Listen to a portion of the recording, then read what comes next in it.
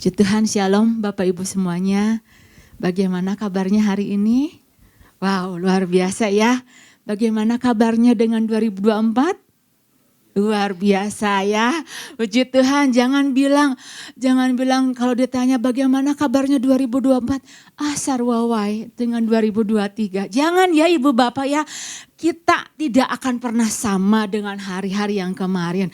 Karena Tuhan katakan bahwa kita akan terus berjalan, makin hari makin kuat, makin hari makin semakin serupa dengan Yesus Kristus ya. Amin Ibu Bapak ya.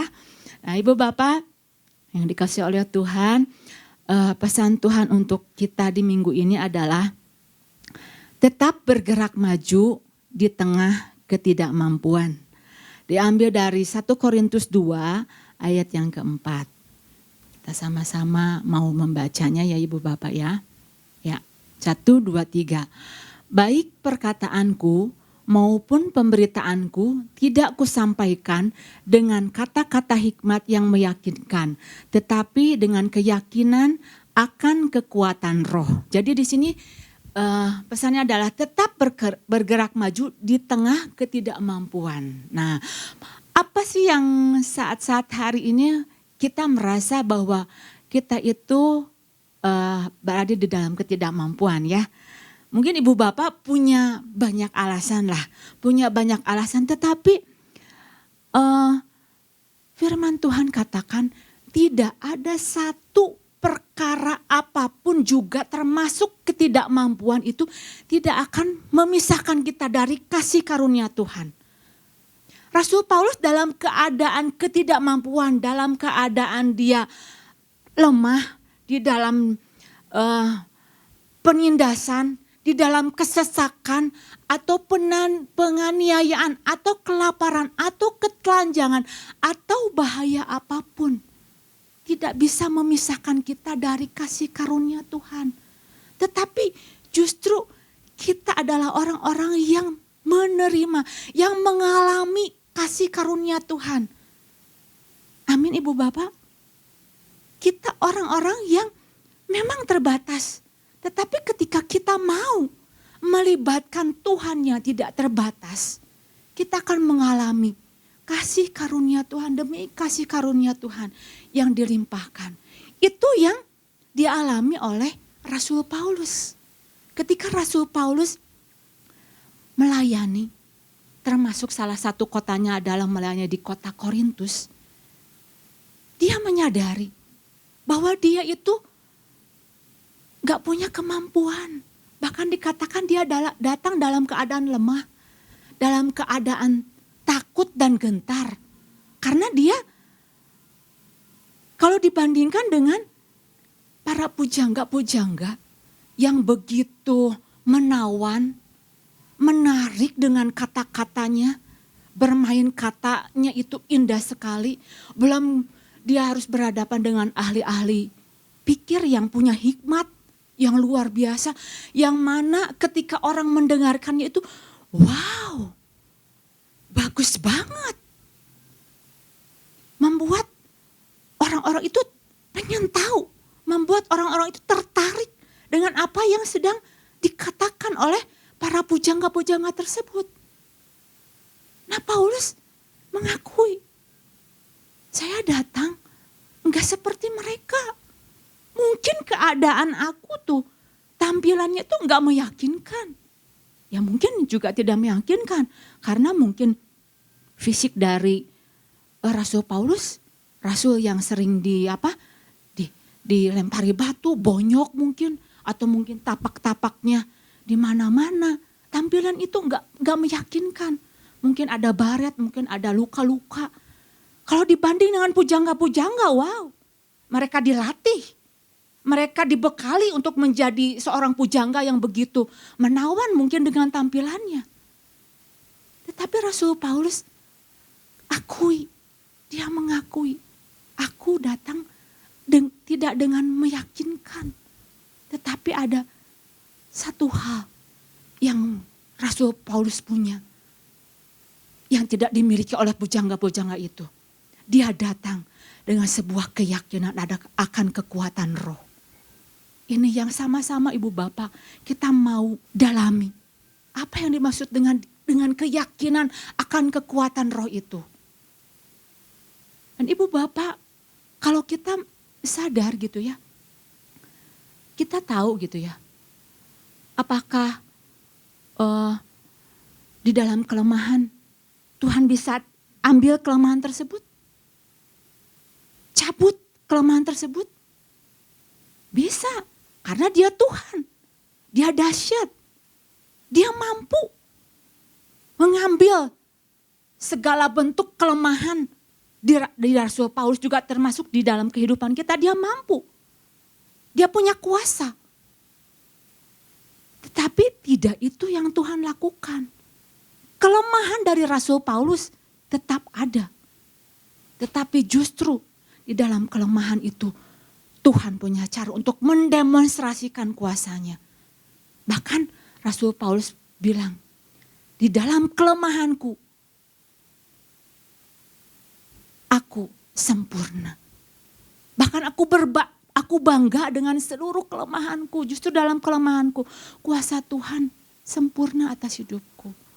Nah, kalau Ibu Bapak tahu ya, kita sebagai manusia, kita punya banyak kelemahan. Umumnya nih, kalau ada kelemahan dalam diri kita, umumnya yang biasa dilakukan apa? Kalau kita tahu ada kelemahan, biasanya mulai ditutup-tutupi. Yang lemah itu ditutup-tutupi. Mulai dipoles-poles supaya enggak kelihatan kelemahannya. Dengan berbagai cara. Entah itu apa gitu, baik secara fisik kelemahan kita ataupun secara kepribadian. Manusia punya kemampuan untuk nutup-nutupi. Tapi apakah begitu dengan Rasul Paulus? Dia nutup-nutupi? Oh enggak. Dia akui. Dia mengaku. Pada waktu dia mengaku, apakah dia akan merasa, aduh nanti bakalan ketahuan nih. Mungkin nanti orang akan merendahkan aku. Oh enggak.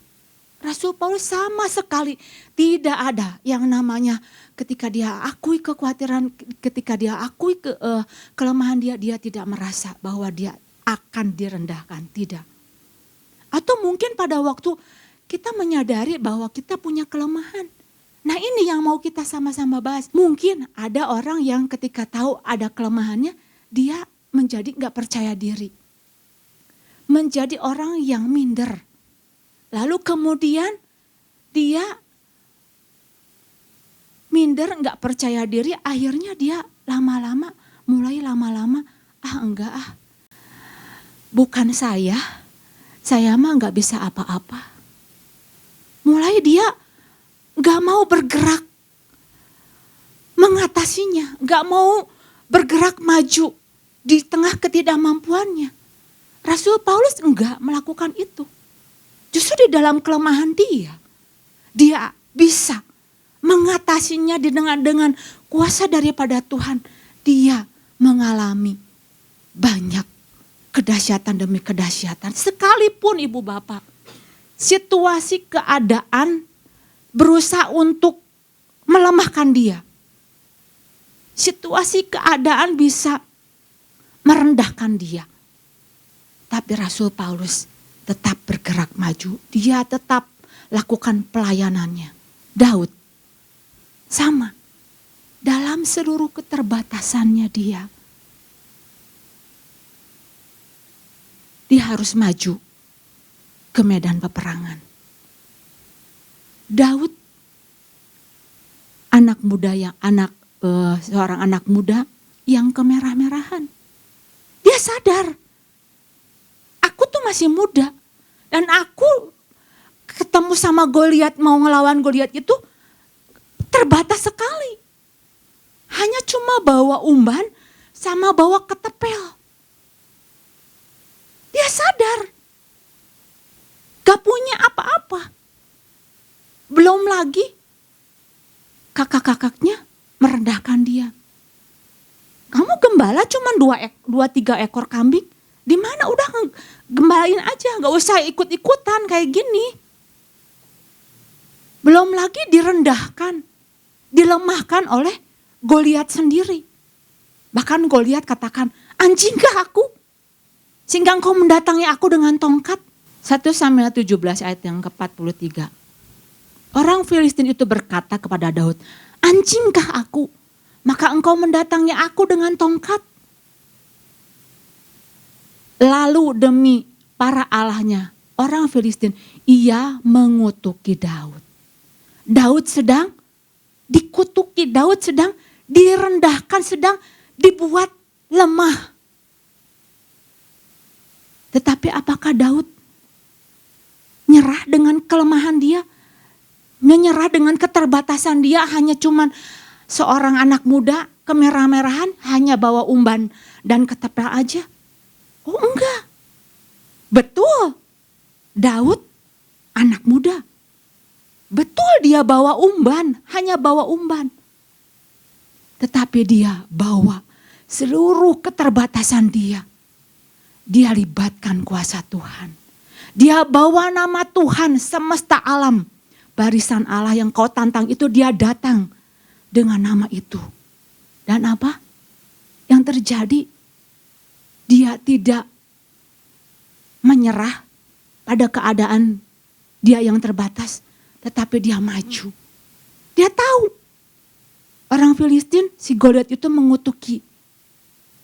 Tetapi dia sama sekali tidak mengizinkan kelemahan, kekurangan, ketidakmampuan dia untuk menghentikan dia bergerak maju melawan Goliat di medan pertempuran. Jadi ibu bapak, ini yang menjadi pesan Tuhan bagi kita. Sama sekali kita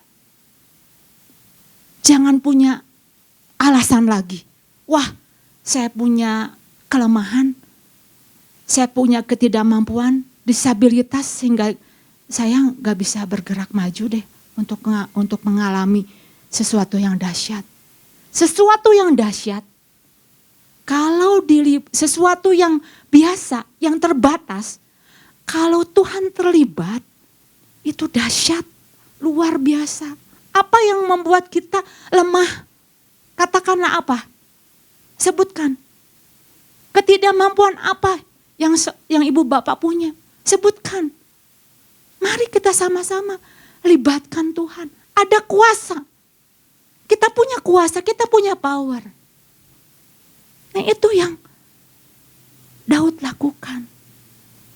Hasilnya apa ketika dilibatkan Tuhan?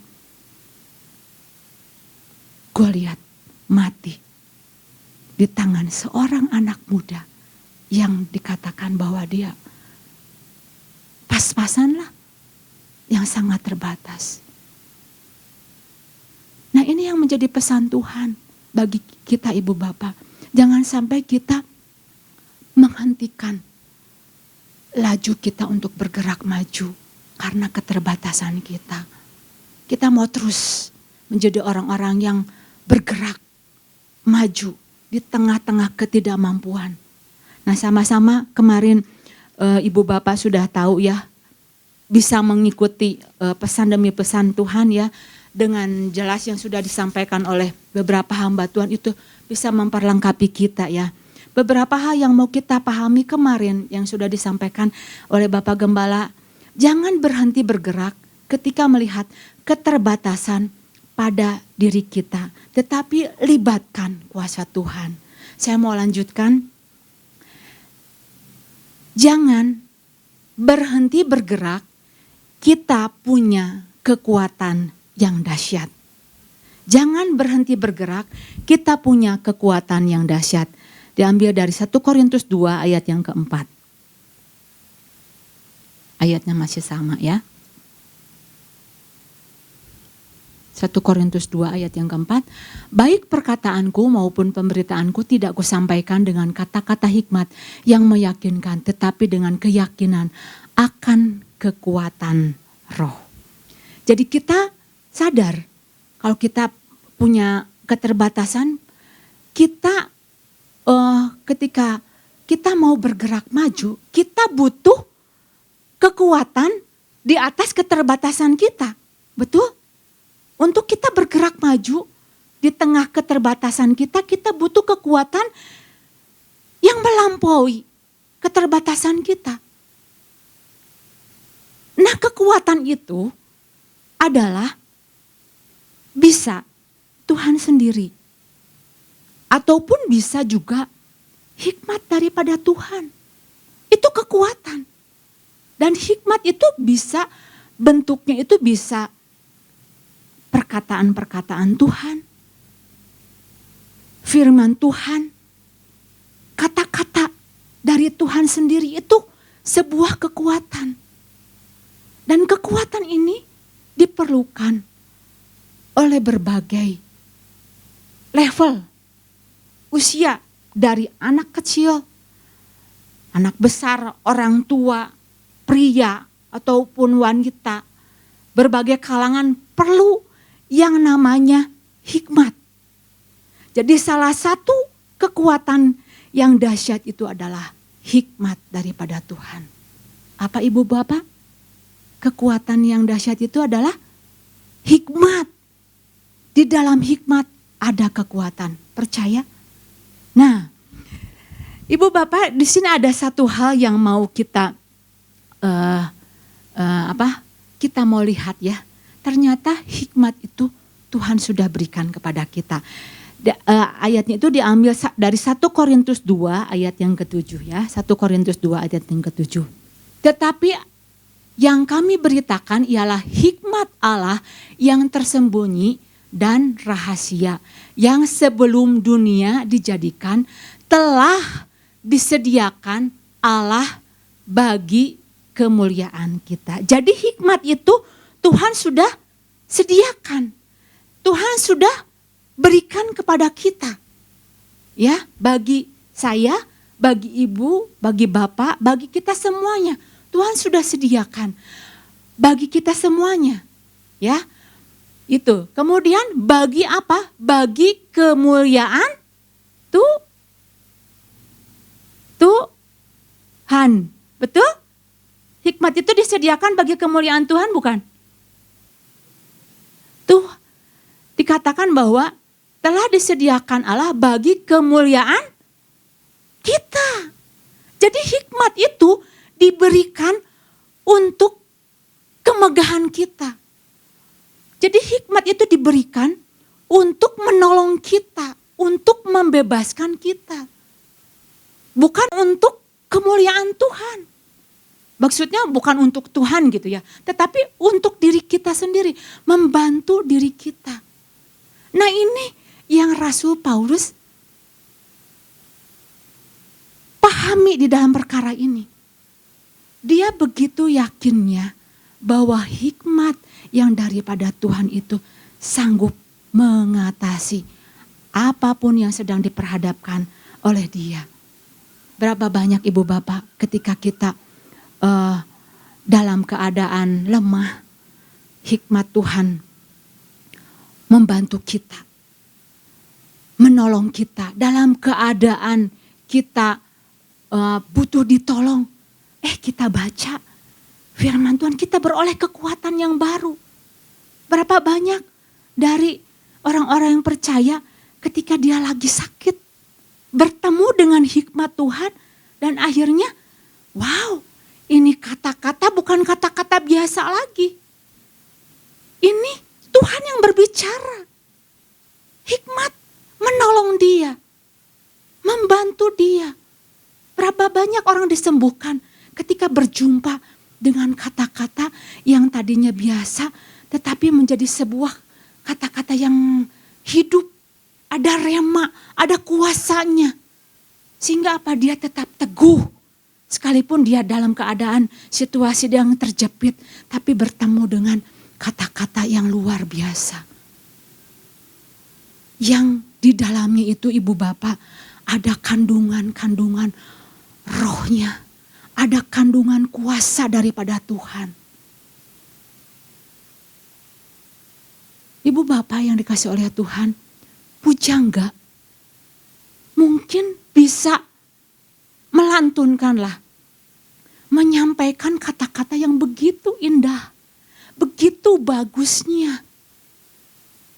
Tetapi belum tentu dia punya kekuatan roh. Itu sebabnya Rasul Paulus sama sekali enggak merasa dia tuh jadi minder.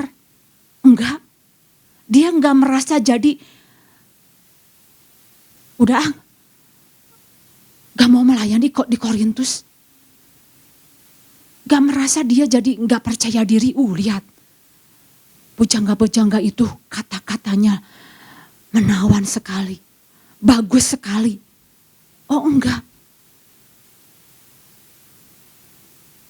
Pujangga-pujangga mungkin dia bermain dengan kata-kata yang indah. Kata-kata yang bagus. Tetapi satu hal ibu bapak yang harus kita ketahui. Rasul Paulus dia bermain dengan kekuatan roh. Bukan dengan kata-kata biasa. Dia bermain dengan keyakinan akan kekuatan roh yang tidak dimiliki oleh pujangga-pujangga tersebut. Mungkin pujangga melantunkan kata-kata itu berbalutkan dengan hal-hal yang begitu bermakna begitu dalam, bagus gitu ya. Sehingga orang pengen ngelihat, pengen mendengar. Mungkin seperti kayak gitu. Tapi yang Rasul Paulus dia sandarkan setiap apa yang dia lakukan di atas keyakinan akan kekuatan roh. Nah, saya mau cerita sedikit ibu bapak. Ketika mungkin Rasul Paulus ya harus berhadapan dengan pujangga-pujangga. Dan saya percaya pujangga-pujangga itu pujangga-pujangga yang hebat. Yang jago bermain kata-kata. Bermain kata-kata sehingga orang-orang itu pengen mendengar. Ketika pujangga melantunkan, mungkin ada sebuah perasaan yang dibawa hanyut oleh si pujangga tersebut. Nah, saya mau cerita ibu bapak ketika saya lagi masa-masanya sekolah gitu ya. Mungkin ibu bapak lagi zaman-zamannya saya tuh apakah pernah diajar untuk menjadi seorang pujangga? Kalau saya pernah gitu ya. Saya pernah diajar untuk menjadi seorang pujangga. Harus menuliskan sebuah puisi. Kemudian si puisi yang ditulis itu kata-katanya tuh harus punya makna yang dalam. Dan kemudian harus dibacakan. Jadi ada sebuah teknik-teknik dari seorang pujangga. Dia harus dilatih dari olah vokalnya. Artikulasinya itu harus jelas. Belum dia harus bermain dengan ekspresinya. Ditambah lagi dengan gestur tubuhnya. Belum ditambah lagi dengan penghayatan dia. Pokoknya harus totalitas. Sehingga apa yang disampaikan itu masuk pada si pendengar. Ibu bapak tahu mungkin ya waktu zaman-zamannya saya itu ada pujangga yang terkenal. Seperti kayak W.S. Rendra. Wow, terkenal. Dunia pun mengakui. Pujangga Khairir Anwar. Masih tahu? Masih hafal? Tahu ya? Nah, mungkin ada beberapa puisi yang dilantunkan oleh pujangga tersebut. Salah satu puisinya itu tentang aku. Saya masih ingat gitu ya tentang syairnya itu yang berjudul Aku. Wow, sampai sekarang masih terbawa-bawa karena masih di memori itu dulu aku ingat gitu ya sekolah kayak gini diajarin. Jadi ketika menyampaikan puisi itu sampaikan sampai masuk sampai orang itu tertarik. Contoh waktu itu ya saya masih ingat itu judulnya itu tentang aku. Aku. Jadi nyampeinnya tuh enggak bisa aku kalau enggak. Jadi sampaikannya itu dengan sebuah penghayatan yang dalam. Aku kalau sampai waktuku. Nah seperti kayak begitu. Jadi ada sebuah penghayatan.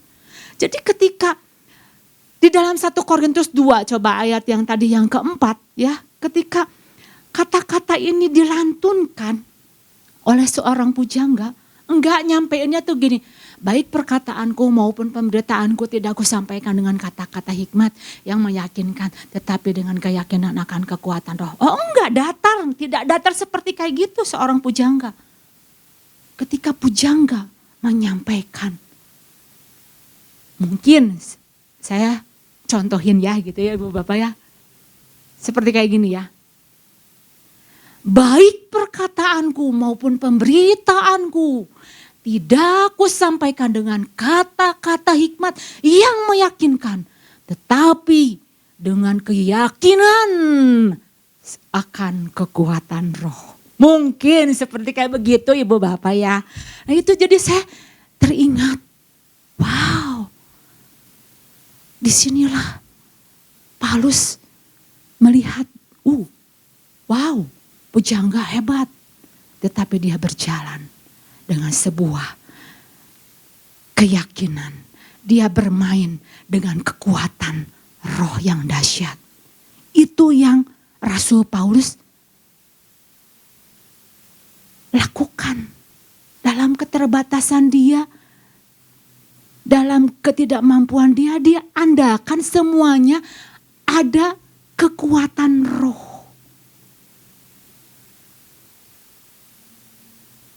Ini yang harus kita kejar. Rasul Paulus mengejar perkara ini. Nah Ibu Bapak yang dikasih oleh Tuhan.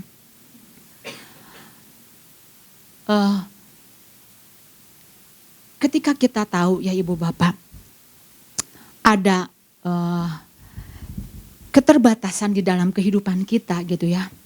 Mengalami disabilitas, ketidakmampuan yang kita alami gitu saat ini ataupun terjadi di dalam diri kita. Disabilitas, ketidakmampuan jangan diabaikan. Jangan dibiarkan. Jangan dianggap gak apa-apalah. Orang-orang yang percaya yang mengalami disabilitas ataupun dalam keadaan disabilitas, ketidakmampuan, ketidakberdayaan harus ditangani. Karena kalau nggak ditangani itu akan mengalami berbagai kerugian. Ada kerugian-kerugian yang bakalan dialami kalau disabilitas itu tidak diatasi, tidak ditangani. Yuk kita sama-sama lihat, perhatikan ya.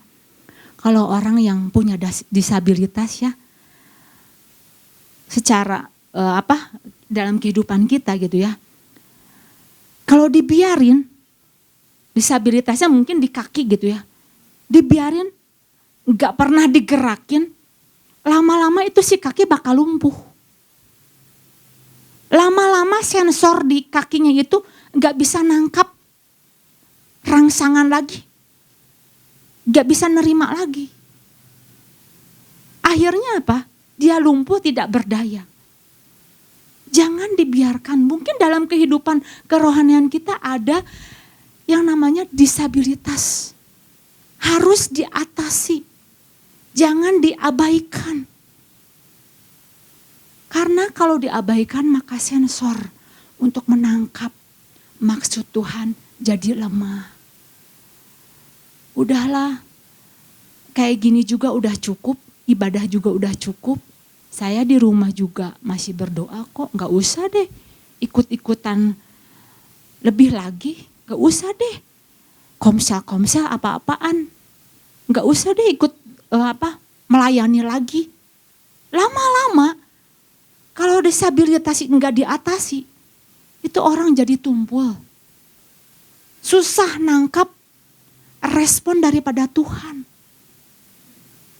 Dan Ibu Bapak ingat ya, kita harus sadar. Iblis bisa dompleng. Masuk dalam kelemahan tersebut. Bisa pakai kelemahan tersebut untuk rencana Tuhan tidak tergenapi.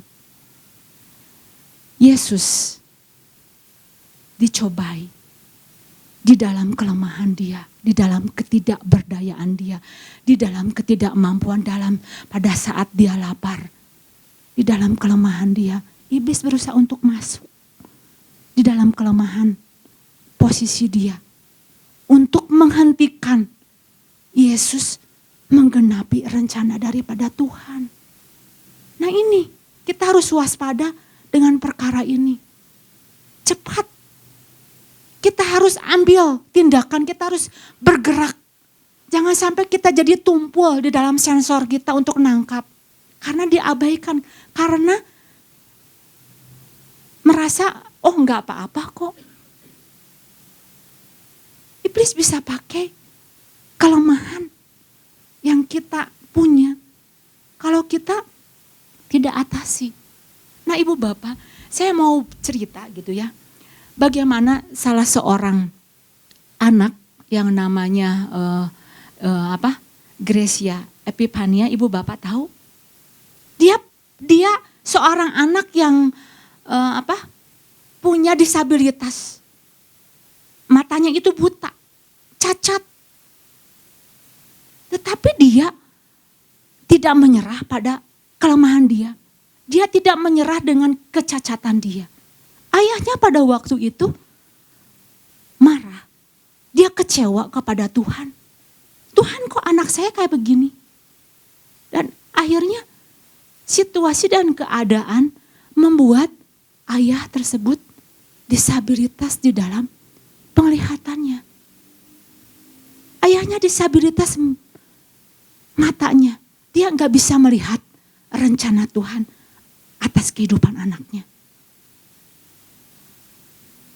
Tetapi waktu berjalan, Gracia Epifania tumbuh menjadi seorang gadis di mana dia bisa memainkan piano dan akhirnya dia bisa bernyanyi.